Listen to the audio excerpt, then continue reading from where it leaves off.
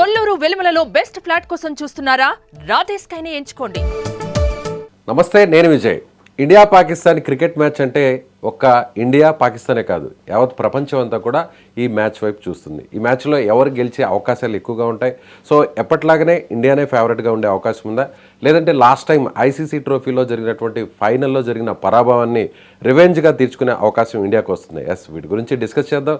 మనతో పాటు sports analyst Venkatesh గారు ఉన్నారు. Hi sir. Hi Vijay. So ఎప్పటి నుంచో ఎదురు చూస్తున్నాం ఇండియా పాకిస్తాన్ మ్యాచ్. అసలు ఐసీసీ ఛాంపియన్స్ ట్రోఫీకి ఇండియా వెళ్తుందా లేదా? ఒకవేళ వెళ్తే పాకిస్తాన్ మాత్రం వెళ్ళాం, ఖచ్చితంగా వేరే తటస్థ వేదిక ఉండాలని పదే పదే చెప్పారు. మొత్తానికి మనం చెప్పినట్టుగానే ఇప్పుడు దుబాయ్లో మ్యాచ్ జరగబోతుంది. ఎవరు ఫేవరెట్ సార్? ఆబ్వియస్లీ ఇండియానండి. ఇండియా ఎందుకంటే మన రికార్డు తీసుకున్న ఐసీసీ ఈవెంట్స్లో మనం వాళ్ళ మీద రెగ్యులర్ గెలుస్తాం. No doubt last time champions trophy జరిగినప్పుడు మనం ఫైనల్ ఓడిపోయాం. బట్ జనరల్గా ఐసీసీ ఈవెంట్స్లో మనం పాకిస్తాన్ మీద గెలుస్తాం. అంతేకాకుండా మ్యాన్ టు మ్యాన్ చూసుకున్నా కూడా మన మచ్ స్ట్రాంగర్ టీం మన టీంకి ఉన్న స్ట్రెంత్ కానీ మన వాళ్ళు ఆడుతున్న తీరు. ఈ టోర్నమెంట్ స్టార్ట్ అయిన ఫస్ట్ మ్యాచ్లో వాళ్ళు చాలా పేలవంగా పర్ఫామ్ చేశారు. వేరే ఇండియా చాలా ప్రొఫెషనల్గా ఎఫిషియెంట్గా మనం బంగ్లాదేశ్ లాంటి చిన్న టీం అయినా దాన్ని ఓడించాం. ఎలాంటి ప్రాబ్లమ్స్ కనపట్లేదు ఇండియన్ టీంలో. ముఖ్యంగా మన పేస్ బౌలింగ్ ఏమైనా కాస్త వీక్ ఏమో అనిపించింది, కానీ మహమ్మద్ షమీకి ఎప్పుడైతే మళ్ళీ రిజంలో కనిపించాడు, 5 వికెట్లు తీశాడు. I think India is ticking all the boxes. ఎలాంటి ఇబ్బంది లేదు, India looking very strong. So Bumrah లేని లోటు ఇప్పుడు షమీ రావడం వల్ల తీరిపోయింది అనుకోవచ్చా? అంటే బుమ్రా లేని లోటు ఎవరు తీర్చలేరండి. ఎందుకంటే బుమ్రా ప్రపంచంలోనే నెంబర్ 1 బౌలర్, నెంబర్ 1 ఫాస్ట్ బౌలరే కాదు, నెంబర్ 1 బౌలర్ అక్రాస్ ఫార్మాట్స్. ఏ ఫార్మాట్ తీసుకున్నా నెంబర్ 1 స్టేటస్ అతనికే ఉంటుంది, దాంట్లో తిరుగులేదు. ఎవరు దాని క్వశ్చన్ కూడా చేయలేరు. అలాంటి బౌలర్ లేని లోటుని ఎవరు తీర్చలేరు. బట్ స్టిల్ షమీ రావడం, ఎందుకంటే మనం T20 వరల్డ్ కప్ ఆడినప్పుడు షమీ లేడు, మనం బోర్డర్ గాస్కర్ ట్రోఫీ ఆడినప్పుడు షమీ లేడు. కానీ ఇప్పుడు షమీ రావడంతో ఏంటంటే కొంతవరకు ఆ లోటుని పోడ్చగలిగే అవకాశం కనిపిస్తుంది. సో షమీకి కూడా ఐసీసీ ట్రోఫీస్లో చాలా మంచి రికార్డు ఉంది. సో ఆ పరంగా చూసినా కూడా మళ్ళీ తిరిగి మనకు ట్రోఫీ వచ్చే ఛాన్స్ ఉందంటారా? అదే షమీ ఇదే రకంగా బౌలింగ్ వేస్తే, నిన్న బౌలింగ్ వేసిన దాంట్లో అంత బ్రహ్మాండంగా అతను బౌలింగ్ వేశాడు. అప్పుడు వన్డే వరల్డ్ కప్ నాటి స్థాయిని అందుకున్నాడు అని చెప్పలేము మనం. బట్ స్టిల్ ఆ కాన్ఫిడెన్స్, 5 వికెట్స్ ఫస్ట్ మ్యాచ్లో 5 వికెట్స్ తీసిన కాన్ఫిడెన్స్ అతనికి చాలా బాగా పనిచేస్తుంది. ఐ థింక్ షమీ మనకి ఆ బౌలింగ్లో ఆ మొదట్లో వికెట్లు న్యూ బాల్తో వికెట్స్ ఇస్తే తర్వాత స్పిన్నర్స్ రాణించే అవకాశం ఉంటుంది. సో హిట్ మ్యాన్ ఇంకా ఫామ్లో వచ్చేసినట్టేనా రోహిత్? రోహిత్ మనం ఏంటంటే ఫార్మాట్స్ విషయంలో కన్ఫ్యూజ్ అవుతుంటాం. ఏంటంటే రోహిత్ శర్మ టెస్ట్ మ్యాచ్ల్లో బాగా ఆడట్లేదు, కరెక్టే. కానీ వన్డేల్లో అతను వన్డే వరల్డ్ కప్లో had a very good one day world cup. ఆ తర్వాత మనం శ్రీలంకలో ఆడాం. ఆ వన్డే వరల్డ్ కప్ తర్వాత రోహిత్ ఆడింది శ్రీలంకలో వన్డేస్. దాంట్లో కూడా మన టాప్ స్కోరర్, అందరుగా చాలా క్విక్గా రన్స్ చేశాడు. సో ఈ ఫార్మాట్లో అతను ఎప్పుడు ఫామ్లో లేని పరిస్థితి లేదు. అతను ఆడిన తీరు, ఇంగ్లాండ్తో సెంచరీ చేయడం, ఫస్ట్ మ్యాచ్లో అతను చాలా క్విక్ 40 చేయడం, దాంతో ఏంటంటే మనకి అతని బ్యాటింగ్ విషయంలో ప్రాబ్లం లేదు. బట్ విరాట్ కోహ్లీ విషయంలో కొంత ప్రాబ్లం కానీ, విరాట్ కోహ్లీ ఇప్పటికీ స్పిన్ ఆడడంలో కొంచెం ఇబ్బంది పడుతుంది, పర్టికులర్లీ లెగ్ స్పిన్ ఆడడం. ఎందుకంటే ఆదిల్ రషీద్తో ఇంగ్లాండ్ సిరీస్లో ఆదిల్ రషీద్ బౌలింగ్ ఫేస్ చేయడంలో ఇబ్బంది పడ్డాడు, అతనికే వికెట్ సమర్పించాడు. ఇక్కడ రిషాద్ హుసేన్ అంత నోటెడ్ లెగ్ స్పిన్నర్ కాదు, కానీ అతన్ని బౌలింగ్లో అవుట్ అవ్వడం ఇది కొంచెం. బట్ విరాట్ కోహ్లీ బీయింగ్ విరాట్ కోహ్లీ, అతను ఇలాంటి ప్రాబ్లమ్స్ ఉన్నా వాటి నుంచి బయటపడతాడని మనం ఎక్స్పెక్ట్ చేస్తాం. సో ముఖ్యంగా అంటే మనకి ఫస్ట్ డౌన్లో విరాట్ కోహ్లీ అంటే ఇప్పుడు ఓపెనర్స్ బాగా ఆడారు కాబట్టి, గిల్ కానీ లేదంటే రోహిత్ కానీ ఫామ్లో ఉన్నారు కాబట్టి ఓకే. ఒకవేళ ఓపెనర్స్ ఫెయిల్ అయితే ఫస్ట్ డౌన్లో అనేది చాలా కీలకం. సో ఆ పరంగా చూస్తే మనకు కొంచెం ఆ ల్యాప్సెస్ అనేవి కనిపిస్తున్నాయి. మనకి అంటే ఓపెనర్స్లో మనకి ఇప్పుడున్న గిల్ ఫామ్లో లేకపోతే కష్టం, కానీ ఫామ్లోకి వస్తే అతను దాన్ని చాలా బాగా కంటిన్యూ చేస్తాడు. సో గిల్ విషయంలో వెంగలేదు. రోహిత్ కొంచెం అగ్రెసివ్గా ఆడుతున్నాడు, but he's giving momentum to the innings. కాబట్టి నెంబర్ 3లో విరాట్ కోహ్లీ విషయంలో మనం ప్రతి మ్యాచ్లో డౌట్ పడాల్సిన అవసరం లేదు. యాక్చువల్లీ బంగ్లాదేశ్ జరిగిన మ్యాచ్లో విరాట్ కోహ్లీ టైం తీసుకొని పేషెంట్గా ఆడే ప్రయత్నం చేశాడు, తొందరపడలేదు. ఇక కేఎల్ రాహుల్ సార్, అంటే కేఎల్ రాహుల్ని ప్రమోట్ చేయాల్సింది పోయి ఎందుకో డిమోట్ చేస్తున్నారు. ఆయనకంటే ముందు అక్షర్ పటేల్ని పంపిస్తున్నారు. అసలు ఎందుకు జరుగుతుంది అనేది అంటే ఇక్కడ ఏమవుతుందంటే అండి, మనకి అందరూ రైట్ హ్యాండర్సే ఉన్నారు. ఒకవేళ కేఎల్ రాహుల్ నెంబర్ 5లో ఆడి హార్దిక్ పాండ్యా నెంబర్ 6లో ఆడితే 1 to 6 రైట్ హ్యాండర్సే ఉంటారు. అంటే వన్డే వరల్డ్ కప్లో కూడా అలాగే ఆడాం, కానీ అక్కడ మనకి ఆ అవకాశం లేదు. కానీ అక్షర్ పటేల్ మనం T20 వరల్డ్ కప్ అప్పటి నుంచి చూసింది, లేకపోతే రీసెంట్గా ఇంగ్లాండ్తో జరిగిన సిరీస్లో చూసింది ఏంటంటే అతను ఫ్లోటర్గా యూజ్ చేసుకోవచ్చు. ఈ can bat anywhere, number 3, number 4 ఎక్కడైనా బ్యాటింగ్ చేస్తాడు. సో అలాంటి ప్లేయర్ పంపిస్తే ఏంటంటే మీకు ఆ లెఫ్ట్ రైట్ కాంబినేషన్ ఉంటుంది. తర్వాత అతని వికెట్ మనకు అంత ఇంపార్టెంట్ కూడా కాదు, అతను కొంత ఛాన్స్ కూడా తీసుకోవచ్చు. స్పిన్నర్స్ కాస్త మన బౌలర్స్ బ్యాట్స్మెన్ మీద వాళ్ళు కొద్దిగా అప్పర్ హ్యాండ్ సాధిస్తున్నారన్నప్పుడు అతను కౌంటర్ అటాకింగ్ వెపన్గా వాడుకోవచ్చు. ఎందుకంటే అతను కొంచెం ఛాన్స్ తీసుకుని కొన్ని బిగ్ హిట్స్ కొట్టే ప్రయత్నం చేస్తాడు. ఈవెన్ బంగ్లాదేశ్కి అగేన్స్ట్ కూడా అతను అదే పని చేశాడు. సో ఆ లెఫ్ట్ రైట్ కాంబినేషన్ ముఖ్యంగా స్పిన్నర్స్ వాళ్ళు ఒక లైన్లో సెటిల్ అవ్వకుండా వాళ్ళ రిథమ్ని దెబ్బతీయడం కోసం వాడుకుంటున్నారు. అది యాక్చువల్గా నన్ను అడిగితే అతన్ని ఎందుకు 5లోనే రాహుల్ ముందు ఎందుకు పంపాలి? ఈవెన్ విరాట్ కోహ్లీ తర్వాత నెంబర్ 4లో కూడా పంపచ్చు. So anywhere he can be utilized. So spin కూడా బాగా ఆడగలడు. అతను లెఫ్ట్ హ్యాండర్. అతను గతంలో మనం చూసాం అనేక సందర్భాల్లో అతన్ని ఎప్పుడైతే మీరు ప్రమోట్ చేస్తారో అతను ఆ రోల్ చాలా పర్ఫెక్ట్గా అతను నిర్వహించడం అనేది చూసాం. సో ఒకవేళ రవీంద్ర జడేజా కానీ క్విట్ అయితే, అంటే ఆల్మోస్ట్ ఏజ్ కూడా పెరుగుతుంది, రిటైర్ అయితే ఆ ప్లేస్ని అక్షర్ పటేల్ ఆక్యుపై చేసినట్టే వండర్ఫుల్గా చేస్తారు. దాని గురించి మనం బెంగపడాల్సిన అవసరం లేదు. ఇప్పుడు ఏమవుతుందంటే సరే ఇండియాలో ఆడుతున్నప్పుడు మనకి సరే ఇద్దరు spin bowling all-rounders Hardik Pandya ఆడుతున్నారు. అదే మీరు ఇదే world cup south Africa, England, Australia అనే చోట్ల అక్కడ మీరు ముగ్గురు వేసి స్పిన్నర్స్ని ఆడించుకునే పరిస్థితి ఉండదు. సో అక్కడ మళ్ళీ మీరు ఇంకొక ఆల్రౌండర్, ఒక ఫాస్ట్ బౌలింగ్ ఆల్రౌండర్ని తయారు చేసుకోవాలి. ఇది కేవలం ఇక్కడ వరకు అది పనికి వస్తుంది మనకి. దీనివల్ల ఏంటంటే మీకు బ్యాటింగ్లో నెంబర్ 8 దాకా డెప్త్ వస్తుంది with Jadeja batting at number 8.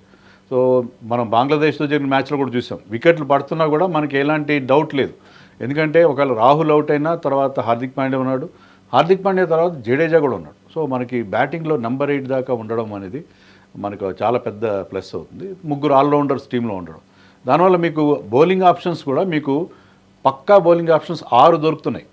మీరు వన్డే వరల్డ్ కప్లో కూడా మనం హార్దిక్ పాండ్యా ఇంజరీ తర్వాత 5 బౌలింగ్ ఆప్షన్స్తో వెళ్ళాం. 6th బౌలర్ లేనేలేడు మనకి. కానీ ఇక్కడ మీకు 6 బౌలింగ్ ఆప్షన్స్ ఉన్నాయి. 6వ బౌలర్ పార్ట్ టైమర్ కాదు. Akshar Patel by no stretch of imagination is a part timer. Akshar Patel కానీ జడేజా కానీ పార్ట్ టైమర్స్ ఏం కాదు, హార్దిక్ పాండ్యా కానీ. They are genuine wicket takers, genuine bowlers. So 6 bowling options ఉండే టీమ్స్ చాలా తక్కువ. ఇప్పుడు పాకిస్తాన్ టీం తీసుకోండి, Pakistan is playing with just 4 bowlers. 5th bowling slot ఎవరు చేస్తున్నారు? ఖుష్దిల్ షా అండ్ సల్మాన్ ఆగా అనేవాళ్ళు వాళ్ళు బ్యాటింగ్ ఆల్రౌండర్స్, బేసికలీ వాళ్ళు పార్ట్ టైం బౌలర్స్. సో 4 బౌలర్స్తో వెళ్ళే ఒక విచిత్రమైన పరిస్థితుల్లో వాళ్ళు ఉన్నారు. కానీ మనం ఏంటంటే 6 బౌలింగ్ ఆప్షన్స్తో వెళ్తున్నాం. సో ఆ స్ట్రెంత్ మనకున్న ఆల్రౌండర్స్ వల్ల మనకున్న స్ట్రెంత్ అక్కడ క్లియర్గా కనిపిస్తుంది. సో మళ్ళీ కమ్బ్యాక్ అయ్యే అవకాశం పాకిస్తాన్కి ఉందంటారా? న్యూజిలాండ్తో ఓడిపోయినప్పుడు కూడా ఒక రకంగా ఈ సిరీస్కి వాళ్ళని హోస్ట్ చేస్తున్నారు. అయితే ఇప్పుడు వేదిక మారుతుంది. సో ఆ చేంజెస్ ఏమైనా కనిపించే ఛాన్స్ ఉందంటారా? 2 ఫ్యాక్టర్స్ అండి. ఒకటేంటంటే Pakistan is always an unpredictable side. వాళ్ళు ఏ రోజు ఎలా ఆడతారో తెలియదు. మొన్న న్యూజిలాండ్తో దారుణంగా ఆడారు, ఘోరంగా ఓడిపోయారు, 60 రన్స్ మార్జిన్తో ఓడిపోయారు. కానీ ఆ నెక్స్ట్ డే మార్నింగ్ వాళ్ళు ఇంకో రకమైన టీంతో వస్తారు, అంటే ఇంకో రకమైన మూడ్తో వస్తారు. ఆ రోజున వాళ్ళు చెలరేగిపోతారు. అది వాళ్ళకున్న ప్రత్యేకత, చాలా అన్ప్రెడిక్టబుల్.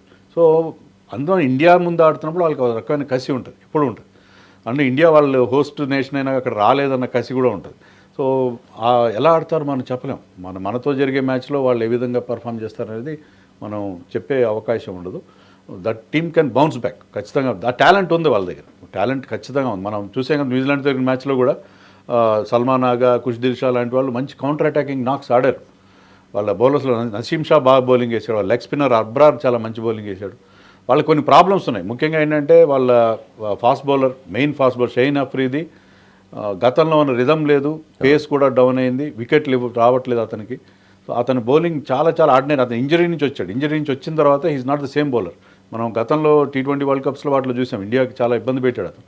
కానీ he is not the same bowler. ముఖ్యంగా మన బ్యాట్స్మెన్కి, అది రోహిత్ కానివ్వండి, విరాట్ కానివ్వండి, they have some weakness against left arm pacers. కానీ అతను ఇప్పుడు ఆ ఫామ్లో లేడు. Haris Rauf is leaking runs. So వాళ్ళకి ఫీల్డింగ్ చాలా వీక్ ఫీల్డింగ్ సైడ్. పాకిస్తాన్ క్యాచ్లు వదిలేస్తారు, గ్రౌండ్ ఫీల్డింగ్ సరిగ్గా ఉండదు. సో పాకిస్తాన్కి చాలా ప్రాబ్లమ్స్ ఉన్నాయి, చాలా ప్రాబ్లమ్స్ ఉన్నాయి. ముఖ్యంగా బాబర్ లాంటి వాళ్ళ స్ట్రైక్ రేట్ కూడా చాలా దారుణమైన స్ట్రైక్ రేట్. బాబర్ మన టెస్ట్ ఇన్నింగ్స్ ఆడాడని చెప్పి there are lot of memes, అతని మీద చాలా జోక్స్ కూడా రావడం చూసాం మనం. కానీ ఇండియాతో మ్యాచ్ అనగానే బాబర్ ఒక్కసారిగా క్లిక్ అయిపోతాడు. ఫామ్లో లేని బ్యాట్స్మెన్స్ కూడా ఫామ్లోకి వచ్చేస్తారు. సో అలా చూస్తే రేపు ఒకవేళ స్టార్ ప్లేయర్స్ ఎవరు మారే అవకాశం ఉంది? వాళ్ళకి ఒక స్టార్ ప్లేయర్ కావాల్సిన ఫకర్ జమాన్ ఇంజర్డ్ అయ్యాడు. ఎందుకంటే 2017లో మనం ఫైనల్ ఓడిపోయినప్పుడు అతను సెంచరీ చేశాడు. అది లెఫ్ట్ హ్యాండర్, చాలా అగ్రెసివ్గా ఆడే బ్యాట్స్మెన్. సో అతను ఇంజర్డ్ అవడంతో ఏంటంటే అది కూడా వాళ్ళని బాగా వీకెండ్ చేసింది. ఇప్పుడు ఉన్న వాళ్ళ captain Rizwan is a good batsmen. Babar ఇప్పుడు పెద్ద ఫామ్లో లేడు. మన ఇన్నింగ్స్ తర్వాత మళ్ళీ అతను పుంజుకుంటాడు అనేది నాకైతే డౌట్ కనిపిస్తుంది. వాళ్ళ లేటర్ ఆర్డర్ బాగుంది. సల్మాన్ ఆగా కానీ, ఖుష్దిల్ షా వీళ్ళందరూ బాగా ఆడుతున్నారు, అగ్రెసివ్గా ఆడుతున్నారు. బట్ టాప్ ఆర్డర్ అంత మనకి ఇంప్రెసివ్గా అనిపించట్లేదు. పాకిస్తాన్ మిగతా మ్యాచెస్ అంతా ఒక ఎత్తు, ఈవెన్ ట్రోఫీ గెలవకపోయినా కూడా వాళ్ళు పెద్దగా పట్టించుకోరు, కానీ ఇండియాతో మ్యాచ్లు మాత్రం ఖచ్చితంగా గెలవాలని ప్రతి ఒక్కరు కూడా కోరుకుంటారు, ఈవెన్ గవర్నమెంట్స్ ఆల్సో. సో ఈ మ్యాచ్ వాళ్ళకి చాలా క్రూషియల్గా మారే అవకాశం ఉందంటారు. క్రూషియల్ కాకుండా వాళ్ళు they will be under tremendous pressure అండి. ఎందుకంటే ఆల్రెడీ ఒక మ్యాచ్ ఓడిపోయారు, ఇది చాలా చిన్న టోర్నమెంట్ ఇది. మీరు ఒక మ్యాచ్ ఓడిపోయిన తర్వాత you cannot afford to lose another match.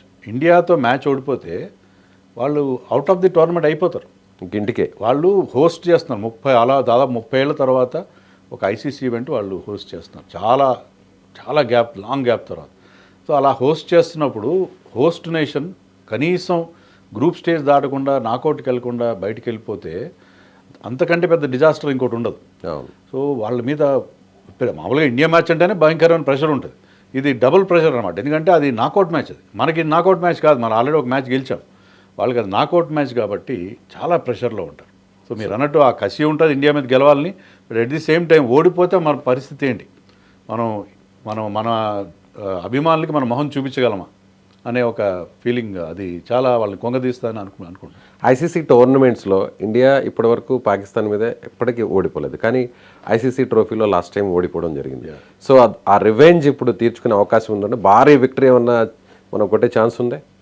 అది చెప్పలేము ఎట్లా ఉంటుంది. ఇప్పుడు ఏంటంటే మీకు ఇక్కడ టాస్ చాలా కీలకమైన పాత్ర పోషిస్తుంది. మీకు దుబాయ్లో పిచ్ ఏంటంటే మీరు ఫస్ట్ బ్యాటింగ్ చేశారనుకోండి బాగానే ఉంటుంది, కానీ మీకు డ్యూ ఫ్యాక్టర్ కనుక ఉంటే సెకండ్ మీరు బౌలింగ్ చేసేటప్పుడు చాలా ఇబ్బంది పడతారు. సెకండ్ బ్యాటింగ్ చేసే టీంకి అడ్వాంటేజ్ అవుతుంది. డ్యూ లేని పక్షంలో సెకండ్ బ్యాటింగ్ టీంకి ప్రాబ్లం ఉంటుంది, ఎందుకంటే పిచ్ స్లో డౌన్ అవుతుంది. మనం బంగ్లాదేశ్ జరిగిన మ్యాచ్లో కూడా అదే చూసాం, పిచ్ పోను మరింత స్లో అవుతుంది, రన్ మేకింగ్ చాలా కష్టం అవుతుంది. సో మీరు టాస్ గెలిస్తే ఏం చేయాలనేది కూడా ఎవరికి తెలియదు. డ్యూ పడితే డెఫినెట్గా అది బౌలింగ్ టీంకి చేజింగ్ టీంకి అడ్వాంటేజ్, డ్యూ పడకపోతే ఫస్ట్ బ్యాటింగ్ టీంకి అడ్వాంటేజ్ అవుతుంది. సో అందుకని అక్కడ టాస్ అండ్ కండిషన్స్ చాలా కీ రోల్ ప్లే చేస్తాయి. అందుకని మనం ఎంత మార్జిన్తో గెలుస్తారు, ఎవరు గెలుస్తారు నేను చెప్పలేం, కండిషన్స్ కూడా చాలా ఇంపార్టెంట్. ఒకవేళ ఇండియా టాస్ గెలిస్తే ఫీల్డింగ్ ఎంచుకోవాలో బ్యాటింగ్ ఎంచుకోవాలి? It's a good toss to lose.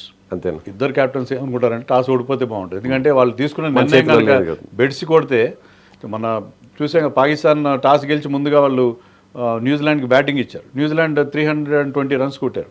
So అది రాంగ్ డెసిషన్ అయిపోయింది. సో అలా మనం ఇక్కడ పరిస్థితి ఎలా ఉంటుందో తెలియదు.